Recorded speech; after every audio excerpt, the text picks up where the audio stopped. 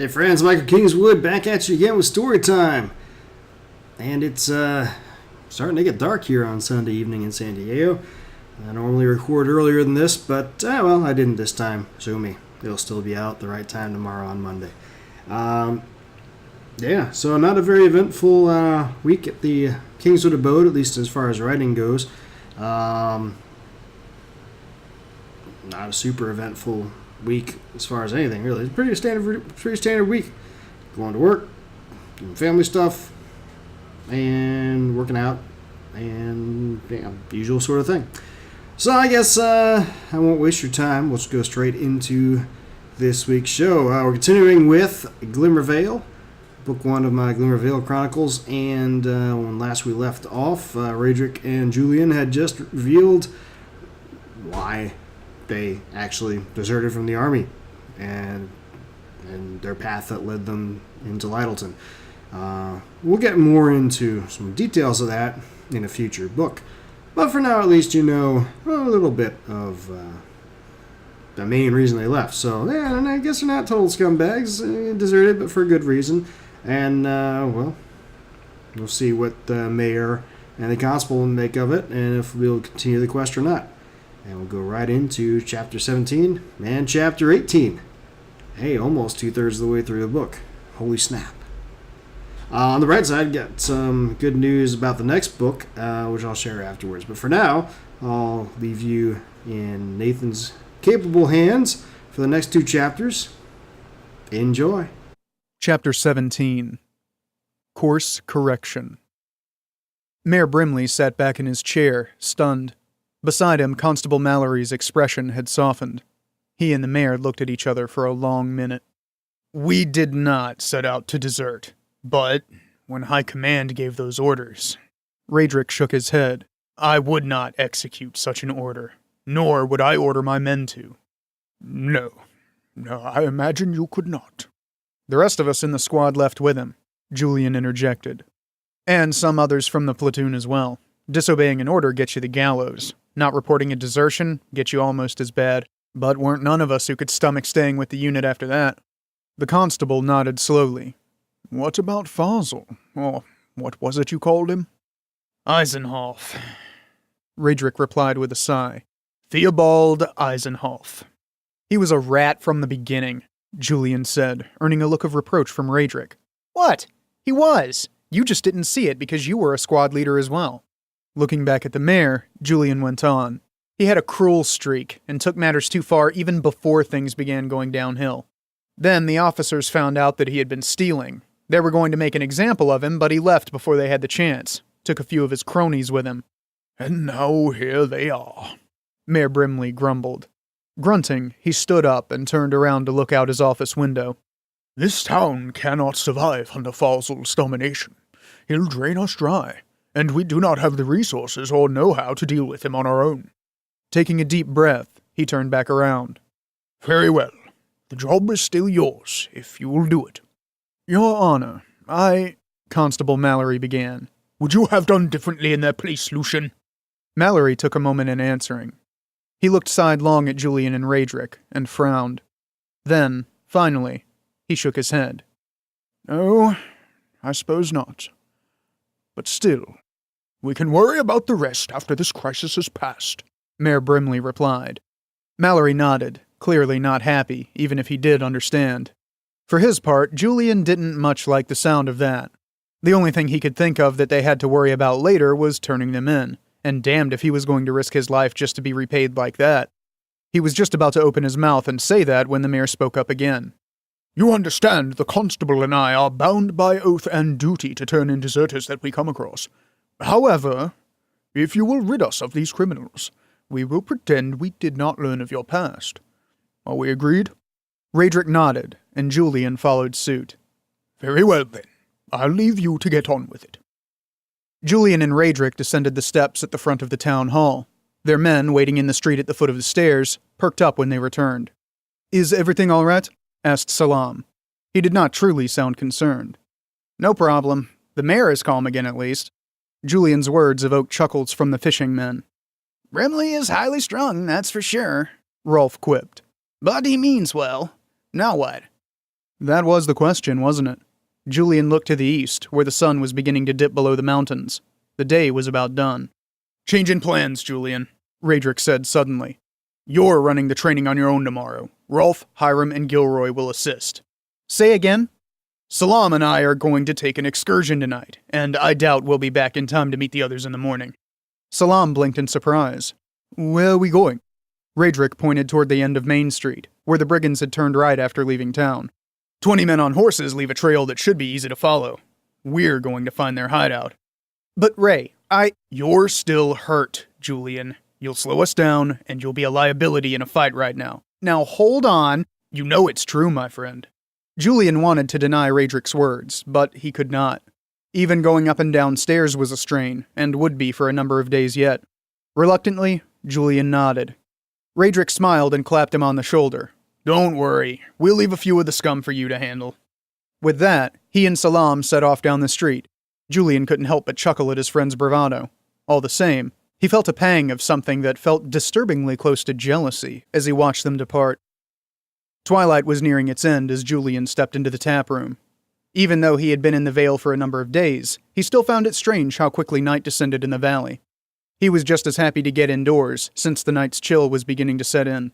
That was one advantage to not going on Radric's excursion. It felt like it was going to be a cold one. The tap room was more crowded than usual. Men sat at every bar stool, and most of the tables were taken. It took a moment of thinking before Julian realized why. Tomorrow was God's Day. No work on God's Day, so there was no reason for people not to stay up a bit later than normal, and maybe indulge in a little extra fun. Molly was behind the bar this evening, a change from her usual routine. Lonnie was probably around somewhere too, but Julian couldn't see her anywhere. Instead of lingering in the entryway, Julian decided to go say hi to Molly at the bar. She was always good for a chuckle, and maybe a discounted drink. But as he hobbled around a full table and barely avoided getting run down by a hurrying waitress, he spotted another lady he had not seen in a while. Melanie sat, impeccably dressed and alone as usual, at a table for two near the fireplace on the right. Julian altered his course without thinking twice. The lady mage, or whatever she wanted to call herself, noticed him coming long before he arrived beside her table.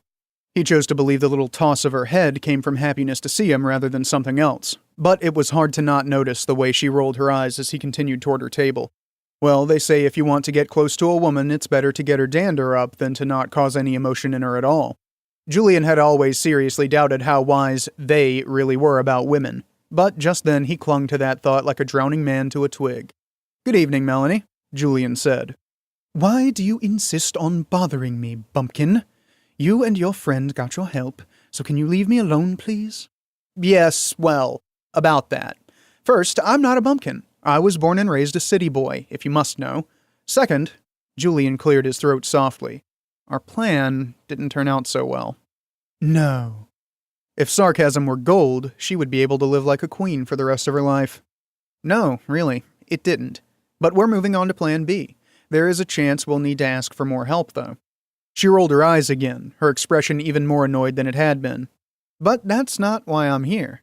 Then why are you here, city boy? He simply could not catch a break with her. Well, I'm on my own tonight. You clearly don't have any company. He put on his most winning smile and gestured toward the empty chair at her table. Eating with company is always better than eating alone. Not always. Feeling slapped across the face, Julian had to force the smile to not become a snarl. Well, if you're going to be rude about it. He turned to leave. He could hear the eye roll in her tone as she spoke to his back. Oh, sit down, Julian. Honestly, it's no wonder you men are always fighting duels and starting wars, as thin-skinned as you are. Julian had half a mind to just walk away, but looking back over his shoulder, he was struck by the color of her skin in the firelight, and how the flames reflected off her eyes. She really was stunning. And so, against his better judgment and the commands of his ego, he sat down in the proffered chair, and had no idea what to say next. The silence had become almost unbearable when their waitress finally came by to ask for his order. Silently blessing the waitress for her timeliness, he looked questioningly at Melanie. I've already ordered. Nodding, Julian said, Ale, and to eat, fish and chips. The waitress nodded and made a note on her tray, then hurried off toward the bar. You're a true gourmet. Now it was Julian's turn to roll his eyes. Really, do you have to mock everything I do? Melanie sipped at her drink and smiled innocently. You make it very easy. He opened his mouth to protest, but she stopped him with a raised hand. But I'll try to be more gentle. How kind of her. He half snorted, half chuckled. Thank you. They were silent for another brief period, during which the waitress brought Julian's drink. He gulped down a mouthful of ale and relished the flavor for a moment. Which city? Swallowing another mouthful of ale, he raised an eyebrow at Melanie. Come again? Which city are you from? Oh, he set his tankard down and shrugged. Terrace, on the coast of the Timor Sea. Very cosmopolitan. Irritation welled up. It must have been visible on his face, because Melanie rolled her eyes again and said, I'm serious. It's one hell of a lot more worldly place to grow up than my little village. Really? And where was that? She shrugged. It's called Vernon's Passing. Not even a one-horse town, in the middle of nowhere. I got out of there as soon as I was able. Julian supposed that explained a few things. You've come a long way. You've no idea. Chapter 18. Skulking. As Raedric expected, the 20 horses had indeed cut up the ground fairly well. He found it hard to believe that Eisenholf, he could not bring himself to call the criminal by his assumed name, neglected to think about that. So he halfway expected to find the rearguard lying in wait somewhere on the trail. But when he and Salam reached the East Flow Ford without incident, Raedric began to rethink his assumption. Maybe Eisenholf had not thought about the trail he left. Or worse, maybe he simply did not care. He had not bothered to hide his contempt, even of his former comrades in arms. He had always been cocky, but not sloppy. He must be very sure that his advantage is unassailable, Raedric said to himself. Or he's just an ass, Salam offered. Raedric blinked in surprise. He had not realized he spoke loudly enough to be heard. He shook his head and chuckled softly before replying, Always has been. Salam chuckled as well, and the two men exchanged grins. They had opted against horses for the pursuit. For one thing, riders were easier to spot, and this night's excursion required stealth. For another thing, Salam did not own one. And Raedric did not feel right about loaning out Julian's without asking. So instead, they had taken a few minutes to retrieve warm cloaks from their rooms and wading boots from the fishing company's warehouse, then set out after the brigands as twilight was beginning to settle over the vale. Even with the wading boots, crossing the ford was uncomfortably frigid. Raedric shuddered in sympathy for the horses who had to cross it and made a mental note to get a few extra cubes of sugar for his mare. She had earned it crossing this 3 times in the last few days. It was full dark when they emerged from the ford and discarded their wading boots behind an outbuilding at the burned farm. It's going to be tough following even this trail in the dark, you know, Salam noted. I know. The moon should be up soon, that'll help. Raedric glanced to the west toward where he expected the nearly full moon to rise, and was gratified to see a faint glow on the horizon beyond the mountains. Any minute now. Salam was right. Even after the moon rose above the mountains, it was slow going. It helped to have some notion as to where the trail would lead, and sure enough, at around the same place the prisoner had turned southeast the other day, this large group made the same turn. At least this was not just a ploy. As before, the riders moved into the hills, climbing the first several and then descending into the small valleys between them. After doing that several times, Raedric was beginning to become irritated. How did he and Julian lose that guy the other day if he had gone on like this? The question answered itself a moment later. As they descended the back of yet another hill, the trail abruptly turned to the left, heading due east down the center of the valley between 2 hills. The valley continued a fair distance, slowly veering back to the south. About 1/4 mile further on, as the curve of the valley brought the first hill out of sight, the hill to the left became rougher, more boulder-strewn. Then suddenly a cleft in the hillside came into view, a narrow chasm between adjoining hillsides that stretched east and slowly rose higher into the hills. I've never heard of a formation like that in this part of the vale, Salam said, sounding and looking surprised. There hasn't been a farmstead in a while. How often do people come out this way? The fishing man shrugged. Not too often that I know of, but then I don't know all the ins and outs around here. Raedric looked sidelong at him. I didn't think you grew up here. What gave me away? There don't seem to be very many trained swordsmen in this town. Raedric chuckled and added, And you drop your R's. Folks from here don't do that. Salam frowned as he looked away from Raedric and back towards the chasm. Even with that moon, it will be hard to see anything in there. Ignoring the change in topic, Raedric glanced up at the moon, now almost directly overhead. We won't get any better light until morning. Might as well get moving. I know. Just saying. Sure enough, it was extremely dark within the chasm. The passage was narrow, maybe 2 people could ride side by side, but it would be uncomfortable. Also, it looked as though the walls of the chasm actually narrowed toward the top. That all resulted in very little light making it down to the floor where Raedric and Salam walked. Fortunately, the floor of the chasm was smooth and devoid of loose rocks. No doubt the brigands had cleared it out to make for easier passage. All the same, both men stumbled on occasion, and their progress was very slow. At one point, Raedric looked back and was surprised to see that they had ascended 100 feet or more. Glancing upwards, it did not look as though the chasm walls were much lower than they had been before. That meant the hills the chasm cut through were large indeed. He racked his brain, trying to recall seeing any hills high enough to conceal a feature like this when he and Julian had been here in the daylight, and came up lacking. What was going on? The chasm continued to rise for several hundred yards, then abruptly came to an end. One moment, Raedric and Salam were walking in near-pitch blackness. The next, they stepped out into a large open area that appeared chiseled out of rock. Or, at least, Raedric surmised it was open. He couldn't see very far ahead, but there were no distinguishing features except behind them. Rather than rolling hills, sheer cliffs, a couple 100 feet tall, rose on either side of the chasm, and stretched out in either direction as far as Raedric could see in the gloom. Raedric blinked. It was only marginally less dark here than it had been in the chasm. Confused, he looked up to find the moon, and saw only darkness, along with what looked like a smoky mist not far above the tops of the cliffs. There was not even a hint that the moon was in the sky. Where is that light coming from? I was just wondering that, Raedric replied. Salam was quick on the uptake. He liked that.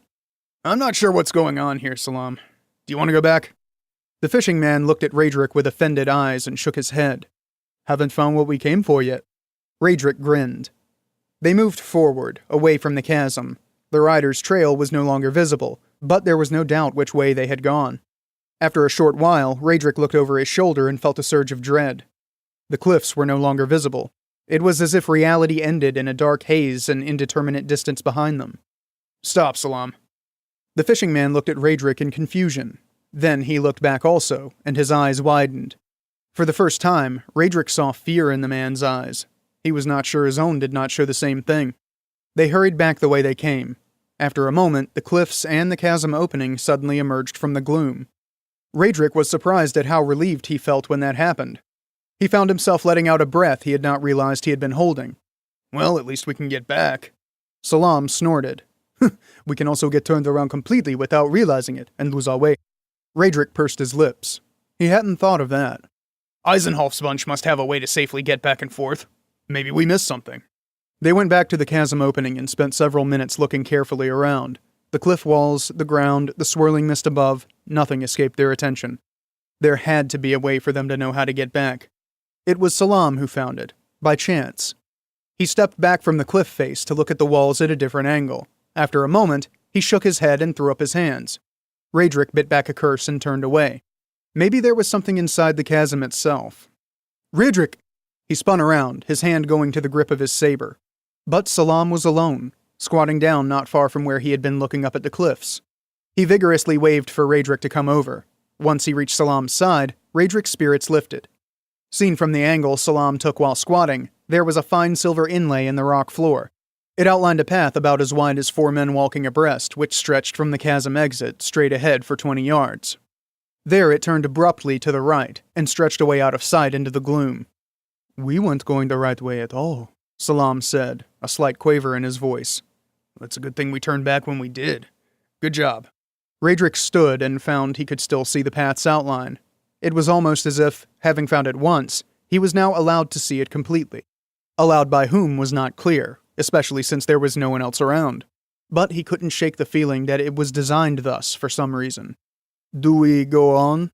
Salam sounded a bit less certain, less confident than he had before when Raedric asked that question. Raedric nodded. Haven't found what we came for yet. Salam chuckled. Well, that's kind of a interesting spot that Raedric and Salam have found themselves in. That's kind of a weird little chasm in the cliff face. Where the hell did the rest of the hill go, right? What's going on? If only there was a way to find out. Oh, that's right. Read the book. We'll tune back in next week as we continue for the next couple chapters. And, of course, you can always go, you won't hurt my feelings. if you go and decide to buy a copy for yourself. Whether it be the audiobook, the ebook, or the print book, you can get them all from our website. You can get them all from Amazon and iTunes and Apple and Kobo and every other place on the planet too. I just get more money if you go to my store at ssnstorytelling.com and order it through there. But do as you will. That's all I got for this week. Hope you enjoyed it. Please spread the word to all your pals about the cool books and stories that we tell here. And until then, I'll see you next time. And don't do anything I wouldn't do.